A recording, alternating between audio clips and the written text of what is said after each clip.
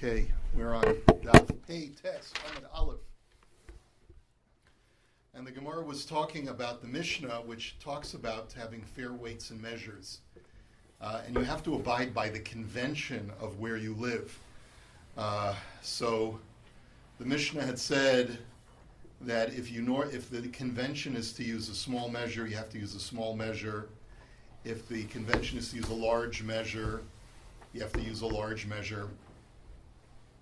So, and then also, if the convention is to give a heaping measure, you have to give a heaping measure. If it's to give a level measure that's been leveled off by a stick, you have to give a level measure. So the Gemara now says, we're up to right after where it says, that parentheses which provides the mnemonic siman, Tanu Rabbana. Minayin she'in mochakin b'makom shegodshin ve'in godshin b'makom shemochakin. From where do we know in the Torah that you're not allowed to level off the measure if the convention is to give a heaping measure, and you're not allowed to give a heaping measure where the convention is to give a level measure? Talmud Lomar, Eifa Shalema. So you see, there's a series of psukim at the end of Parshas Kiseitze, which talks about the importance of having fair weights and measures. And it says you should have a full Eifa. Now, an Eifa is a measuring utensil. Make sure that it's complete. And the word shalema doesn't just mean complete, but that it's in accord, like it's from the word shalom, that it should be in accordance with the convention of the place. The Rashbam asks an interesting question. He says, I can understand not giving the customer a level measure if the convention is to get a heaping measure. But what's wrong with giving him more? And as we're going to see, that any time you violate the convention of the place, you can create chaos with the open market. Because if you start giving a heaping measure, then a customer will say, well, that's my expectation. How come last week you gave me a heaping measure and today you gave me a level measure? And it's going to create problems. It's going to create problems with other merchants as well. It could create a price inflation problem because if you start giving a heaping measure, maybe you'll start raising the prices as well. And so therefore, abide by the convention of what the market is currently situated at, and therefore you're contributing to the stability of the market. Uminayin she'im amar hareini mochek b'makom shegodshin ulapachas lo min hadomim v'hareini godesh b'makom shemochkin ulosif lo adomim she'in shomin lo. And that's why the Brisa continues and it says, how do you know that even if a merchant says, you know what, even though the convention here is to give a heaping measure, I'm going to level off the measure, but I'll give him a discount? Or how do you know if the convention is to give a level measure and the guy says, I'll give him a heaping measure, but I'll charge him for the additional amount of grain that I'm giving him? And how do you know that even there you cannot listen to him? Talmud Lomar, Eifa Shalema Vatzedek Yihiyalach. So the word Vatzedek is an extra word to tell me that there has to be justice, which means, what is that justice? It means that there has to be conformity to the conventions, even though there's no cheating of the customer through overcharging him or undercharging him because you're not abiding by convention. Even when the price is fair, you still have to conform to the convention. Tana Rabbana. Minayin she'in ma'ayinin b'makom shemachriyin ve'in machriyin b'makom shema'ayinin. If you recall from yesterday in the Mishnah had said that there are two possibilities. You always have to err in favor of the customer when you're measuring out or weighing out commodities for the customer. There are two ways of doing that. One way, the Mishnah said, was to be machriya. And that means that normally when you have a balance scale, when you want to get the exact weight, the vertical positioning of the two sides of the balance scale are exactly even. They're exactly horizontal, right? So when you're machriya, a tefach, it means that you allow the side where the commodity is to move a tefach below the weight that's on the other side. And that shows that you're favoring the customer, giving him a little bit more than of the merchandise than what the weight says. That's one way of erring, tipping the scale in favor of the customer. The other way of giving favor to the customer is by allowing the balance scale to be exactly horizontal, but then adding 1/100th of a wet measure and 1/200th of a dry measure. Remember we said that yesterday? So the Brisa now says, how do we know that if the convention is to be machriya, which is to tip the scale downwards for the customer, that you're not allowed to be ma'ayin, you're not allowed to do it exactly horizontal. And how do you know that if the convention is to be exactly horizontal and then just to give them an extra 1/100th, 1%, how do you know that you're not allowed to be machriya? Talmud Lomar, Evan Shalema. So the previous pasuk says you have to have a complete weight. And the word Shalema again means it has to be harmonious and in accord with what the convention is. Uminayin she'im amar hareini ma'ayin b'mokum shemachriyin ulofachos lo min hadomim. V'hareini machriya b'mokum shema'ayin minin ulahosif lo al hadomim she'in shomin lo. And how do you know that even if the merchant says, well, listen, what's the big deal? I won't abide by the convention, but if I'm going to be machriya by giving him a little bit more, by tipping the scales, which is even more than 1%, no big deal, I'll charge him more. Or if the convention is to be machriya and I only want to be ma'ayin, so then I'll give him a discount. How do you know that even that is not permitted? Talmud Lomar, Evan Shalema Vatzedek. That extra word Vatzedek in that pasuk also indicates that you have to conform even when there's no financial mismanagement.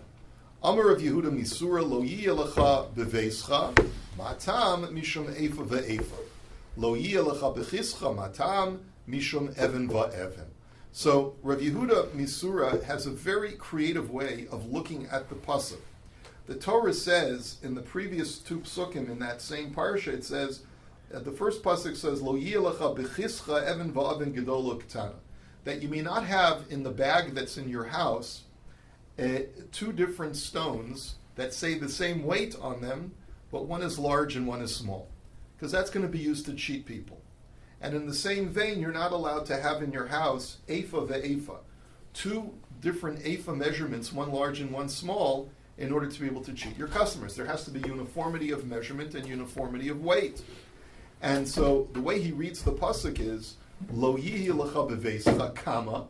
There will not be anything in your house, which means that what? Why is it that a person will have complete lack in his house, meaning he'll be impoverished? Because mishum efa ve'efa, because he has two different kinds of measuring cups in his house. In other words, the punishment that Hashem will give you for having false weights and measures is to have poverty. And lo yiyelecha bechischa matam, and why will you have nothing in your pocket? Because mishum even va'even, because you're going to have two different kinds of weights. Avol even shlema batzedek yelach, efa shlema batzedek yelach. But even shlema batzedek, if you have proper weights, then yelach, then you'll have plenty. And efa shlema batzedek, and if you have proper measures, yelach, then you'll have plenty. Tanu Rabbana, yelach. Melamed shemamidin agardamin lemidos, ve'in mamidin agardamin lasha'arim. The Brisa now tells me that the words yelach, they shall be for you, is telling me that not only do you have to have proper weights and measures, but the words yelach are extra to teach you that you have to have enforcement of those proper weights and measures. That's what the word agardamim are, which are regulators, people who work for the Board of Weights and Measures. I don't know, what is it called in Canada? I know that's what it's called in the U.S. The Department of Weights and Measures. Consumers Affairs. Consumers Affairs, whatever you call it.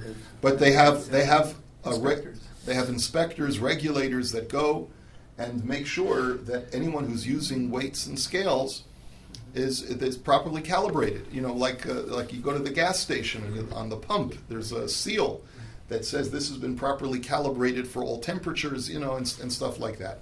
So you do that to make sure that every merchant has proper weights and measures, and that's what the extra word yelach tells you. But, says the Brisa, you don't appoint a gardamin to define what fair market prices are supposed to be. In other words, what the Gemara is advocating here is a free market or free enterprise system where let the prices be determined by what the market shall bear.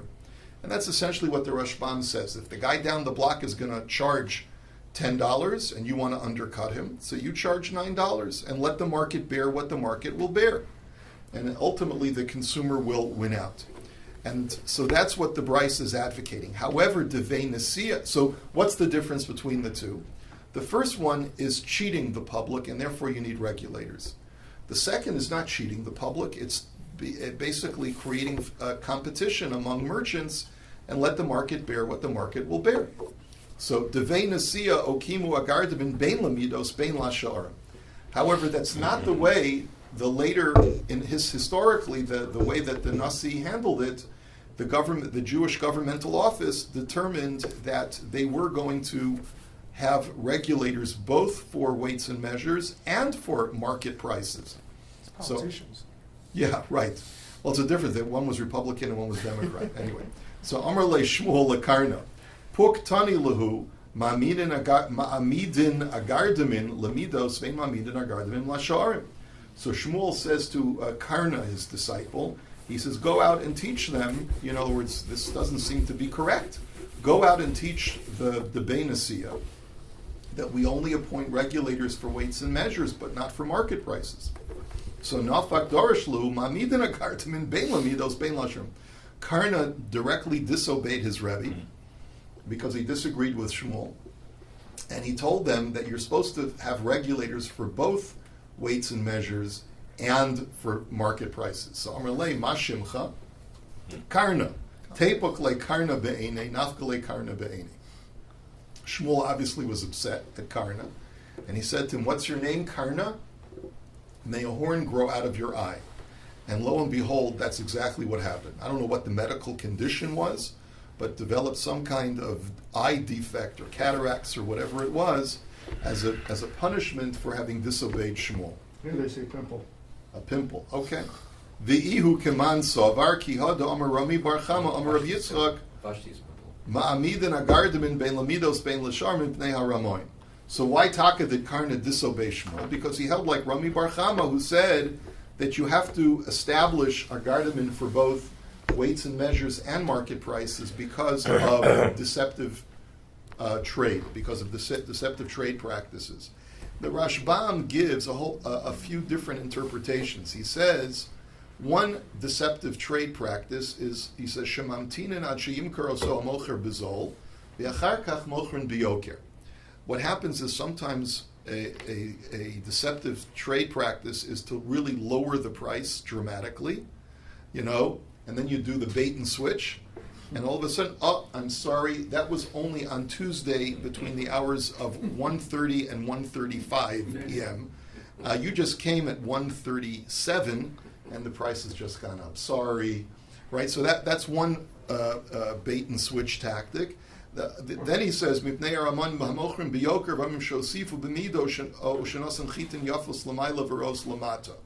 right? Another type of deceptive trade practice is that they raise the price and they say, but the size of the measure is larger when it's really not. You notice how in certain products, they'll keep the price the same, but they'll make the box smaller, right? Yeah. That's a deceptive market practice. Another is that they'll, when you buy a box of strawberries, the really pretty strawberries are on top of the basket and the bad ones are on the bottom. That's another deceptive market trade practice. Anyway, basically, there's so many different deceptive things that can be done, and that's why the regulators have to go out and not only watch the weights and measures, but they have to watch other aspects of the market in order to make sure that people are not being swindled. Tanu Rabbana. Hayamavakesh mimenu litra shokolo litra chatzi litra shokolo chatzi litra revia litra shokolo revia litra. So the Brisa now says something which seems to be completely superfluous and self-evident. It says that if a person asks to buy a litra, we'll call that a pound for argument's sake. A person asks to buy a pound of meat, you weigh him out a pound of meat. If he asks to buy a half a pound, you sell him a half a pound.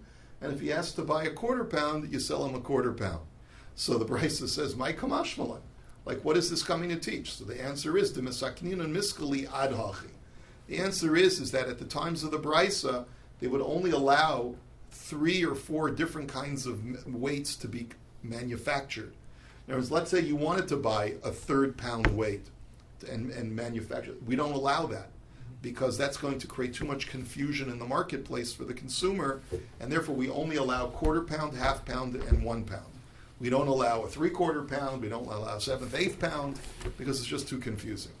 Tanu Rabbanan, Hayam Mevakesh Mimena Shlosha Rivei Litra, Lo Yomer Lo Shkoli Shlosha Rivei Litra Echas Echas, Elashoka Litra Meniach Revia Litra Ima Bas. Next thing the Brisa says, let's say a guy comes to the butcher and he says, I'd like to buy 3/4 of a pound of meat. So, the customer says, you know what? Just weigh out 3 different scale weighings of a 1/4 pound each, and you'll give me 3 of those. No, the merchant can say, sorry, I don't want to do that. Why? Because each time I have to tip the scale in your favor. So I'm actually favoring you 3 times when I only have an obligation to favor you 1 time. So therefore, what the butcher has a right to do is, I'm going to take a 1 pound weight, put it on one side of the balance scale. I'll take meat and put it on the other side together with a 1/4 pound weight. And then once they balance out, I know that you'll have 3/4 of a pound of meat. Okay. So, Tana Rabbanan, Hayamavakesh Mimenu Eser Litrin Lo Yomer Lo Shkoli Echas Echas Ve'achreya, Elashoka Lo Kulan Bevas Echas Venosin Hechreya Echas Lo Kulan. Another brisa says if a guy's buying 10 pounds of meat, he can't say to the butcher, I'd like you to weigh out 1 pound 10 times. Once again, because the butcher can say that's going to make me have to tip it in your favor 10 times. That's not good for me. But rather, the butcher can say, I'll put a 10-pound weight on one side and 10 pounds on the other side, or maybe 10 1-pound weights on one side and 10 pounds on the other side, and that's how you'll get your meat. Why is this different than the other one? It's probably the same thing. I don't know. It could be that these 2 brises were taught separately, so that's why the Gemara just lists them together.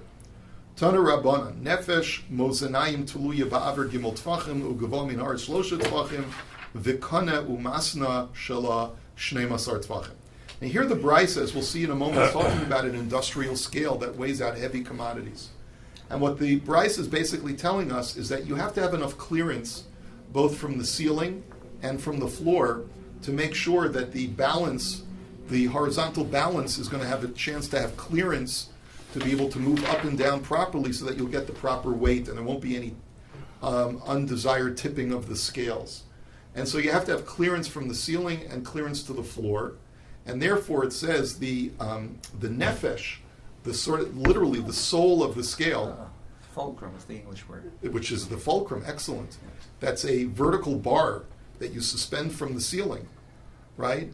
So that has to be suspended from the ceiling at least 3 tfachim to give is it the fulcrum, the horizontal bar? No, that's the point of where But what is... Right in the It's middle. called a vertical bar. Right, the vertical bar, yeah. The horizontal bar has to be able to go up and down 3 tfachim so it doesn't hit the ceiling and it doesn't hit the ground. Yeah. Fulcrum. Yeah. Okay, so the fulcrum is the thing that holds it in the center. And you hook on the horizontal bar into a hole on the fulcrum that's the vertical bar.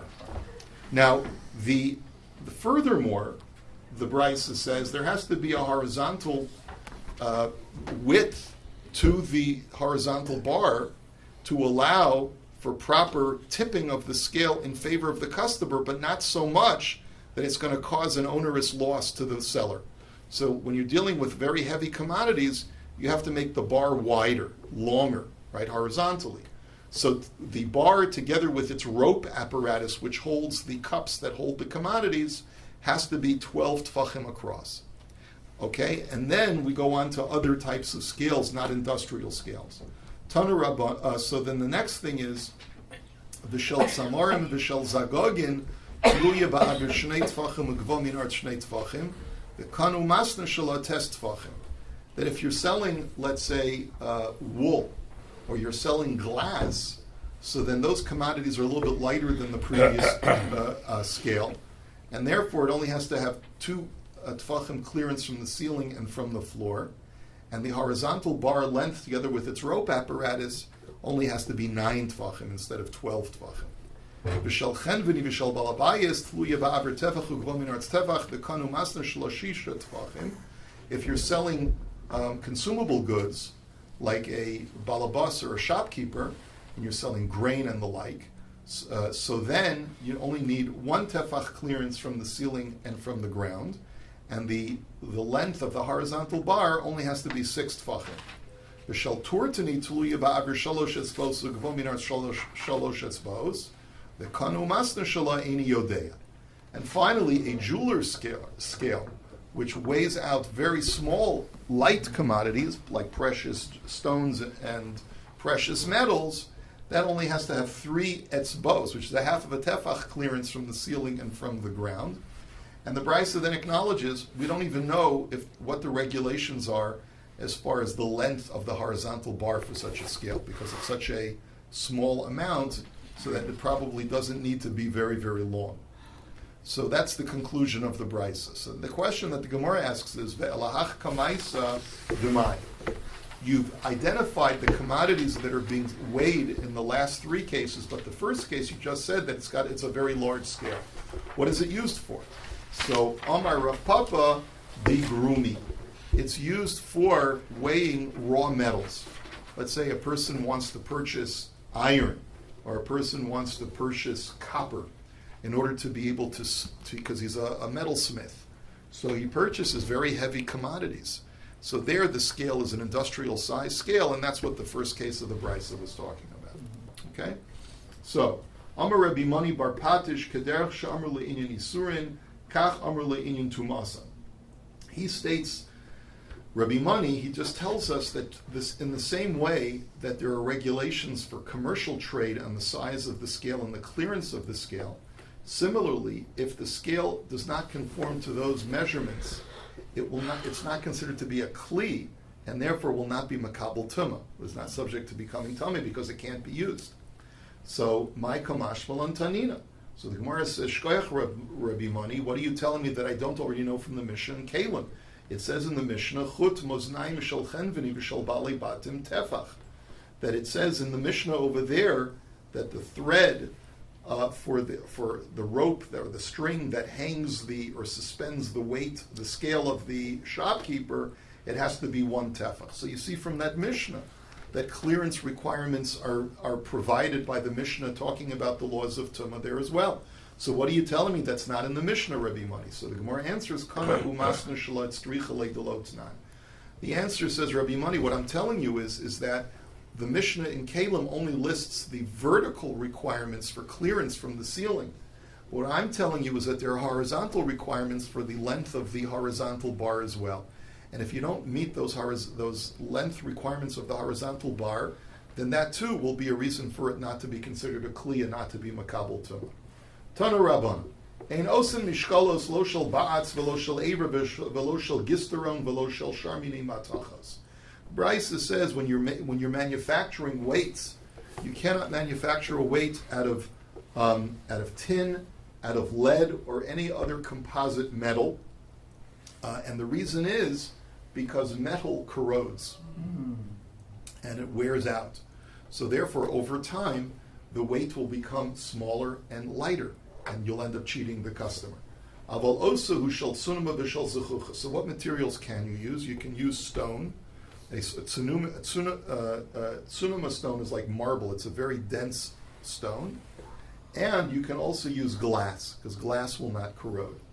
And also, if it does break, you'll be able to tell right away that it's broken.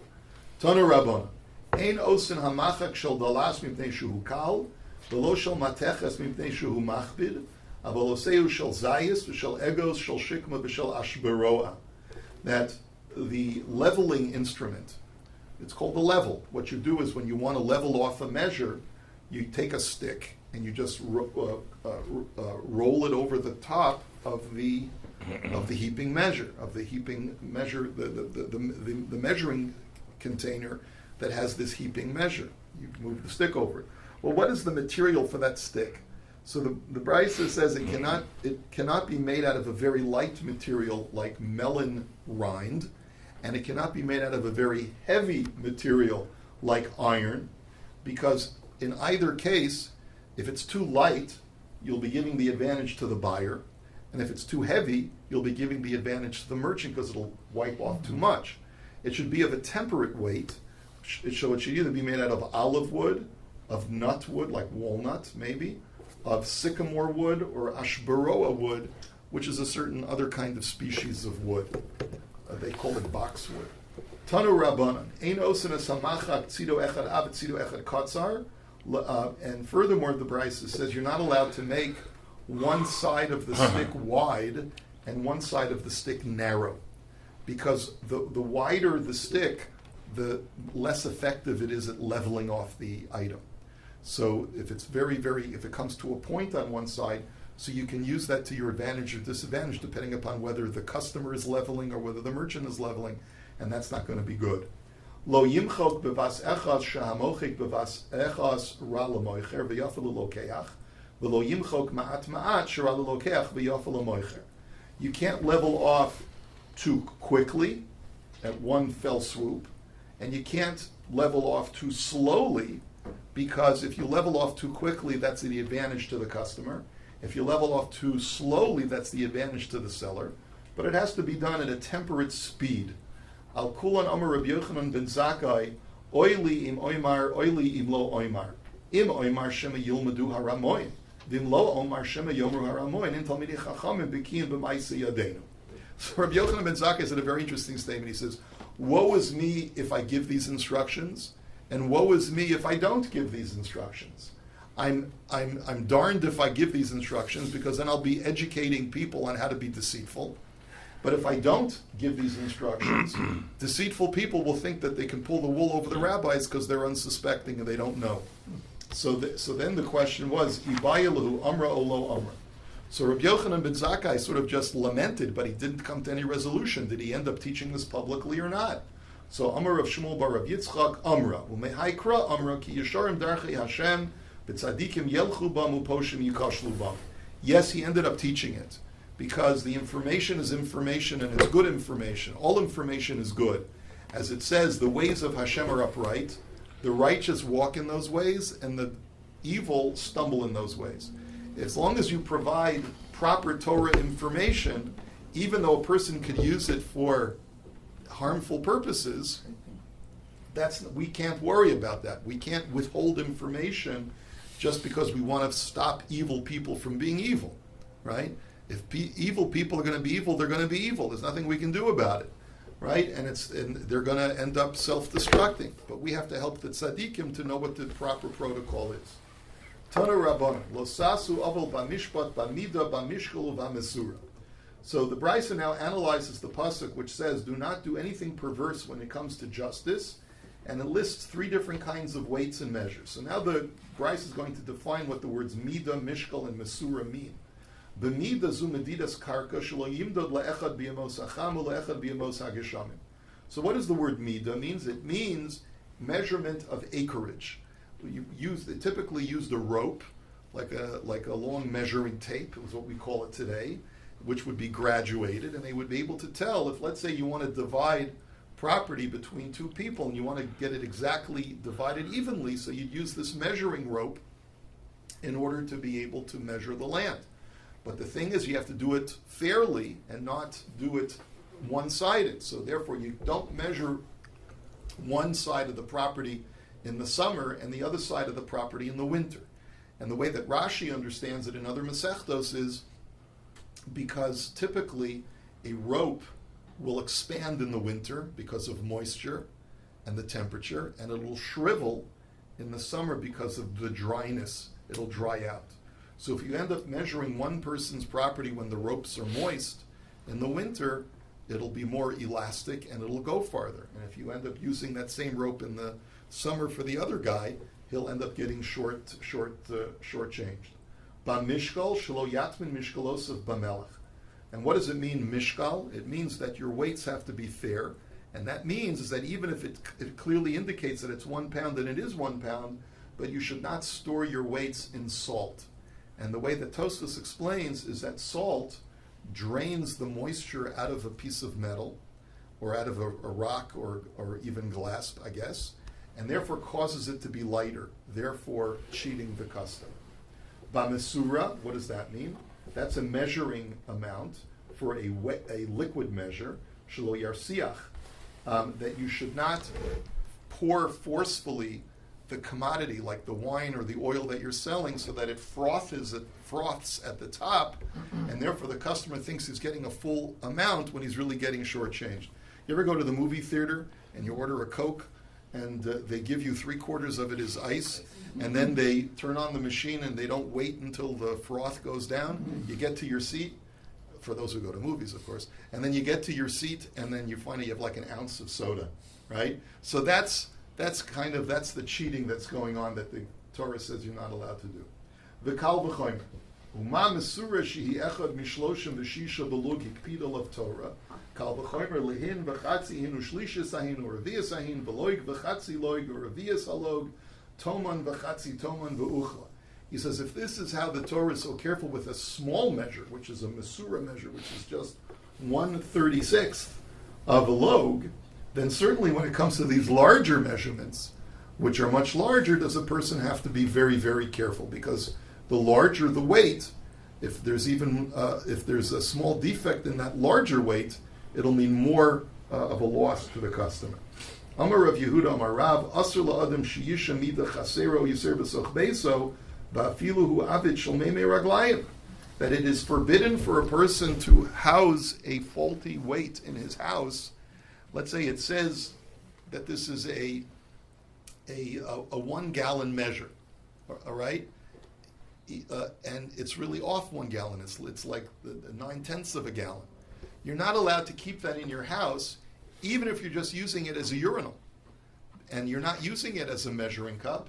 You're still not allowed to use it. Why? Because what's going to happen? One day, a customer is going to come and says, quick, I need to buy this item. You're not going to have your measuring cup. He says, what's that thing over there? He says, well, that's my urinal. All right, wash it out and use it, because I need this item really quick. And so therefore it's going to cause a michshol. So Amar of Papa lo Amran ela ba'asr de lo chasimi. Well, ba'asr de chasimi, ilo chazi chasima lo shakil. But that's only true if you live in a place where the government does not place a government seal on the weight or the measure. But if the government requires that whenever you sell, there has to be a seal, a government seal on the measuring cup to say that this has been properly calibrated, so then you're allowed to keep this thing in your house as a urinal, because the customer will clearly see that it has not been calibrated by the government, and therefore he's not going to use it.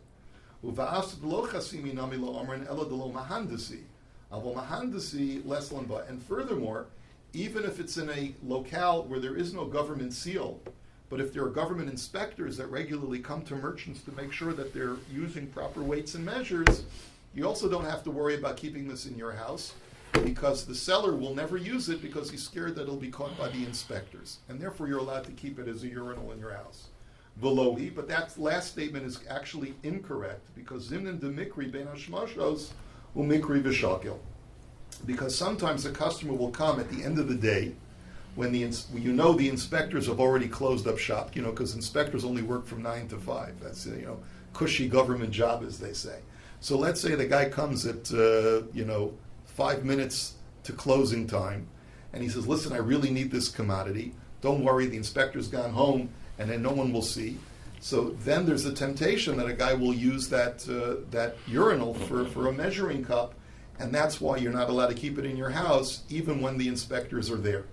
Tanya nami hachi lo yisha adam mida chasera yiser b'soch beis v'afilu hu yavet shel meimer raglayim. The Brisa says the same thing. You cannot keep a faulty weight or measure in your home, even if you're just using it as a urinal. Avol osa hu sa'a tarka v'chatzi tarka v'kav v'chatzi kav v'rove v'toman v'chatzi toiman v'uchla. But as far as weights are concerned, as far as measures are concerned, I should say, for dry measure, you have a sa'a measure, a tarkav measure, a half a tarkav, a kav, a half a kav, a rova, a toiman, and a half of a toman, and an uchla. These all go down from large to small. V'kama li uchla, how much is an uchla? Echad mechamisha b'ravi, it's 1/5 of a quarter, it's 1/20th, I guess, of a sa'a. Uvamidas halach, uosehin, v'chatzihin, u'shlishasahin, u'reviasahin, v'log v'chatzi log, u'revias u'shminas, ve'echad mishmona b'shminas, v'zehu kartov. And when it comes to dry, to liquid measuring cups, you make a hin measure, a half a hin, a third of a hin, a quarter of a hin, a log and a half a log, a quarter of a log, an eighth of a log, and a 1/64th of a log, and that's what we call a kortov. Those are the measuring utensils that you're allowed to manufacture and keep in your house. So we'll hold it here for today. I wish you a good Shabbos. Anyone saying Kaddish?